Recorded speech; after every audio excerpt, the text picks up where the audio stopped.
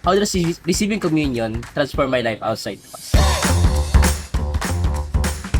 Hello po, Father. Ako po si Gabriel Sangares from Labawas Ministry of Sacred Heart Parish. Father, ang tanong ko lang po is, how does receiving communion transform my life outside the Mass? Yun lang po, Father. Thank you po.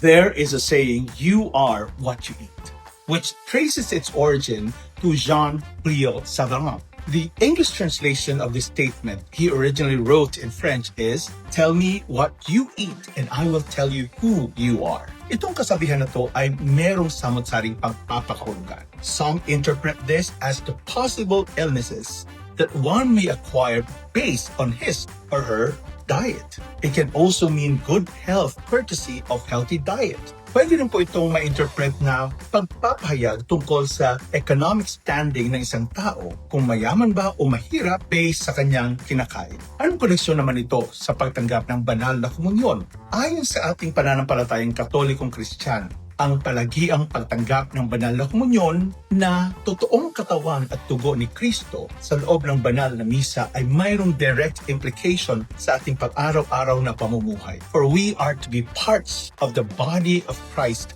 as we partake of the sacred host. Bilang mga bahagi ng katawan ni Kristo, we are mandated to become the hands, the feet, the eyes, the ears, the lips, and the heart of our Lord Jesus kung saan man tayo naroon. That is why, at the end of the celebration of the sacrament of the Holy Eucharist, the presider declares, Ite missa est. Literally, in English, it is translated as, go, it is sent. So, ibig sabihin, ang bawat isa ay inaatasang humayo at isabuhay ang misyon na maging tunay na bahagi ng katawan ni Kristo upang tunay na maipahayag ang mabuting balita ng kaligtasan that is rooted in God's love and mercy. Thus, ultimately, it is about genuinely becoming merciful like the Father. Misericordis sicut Pater.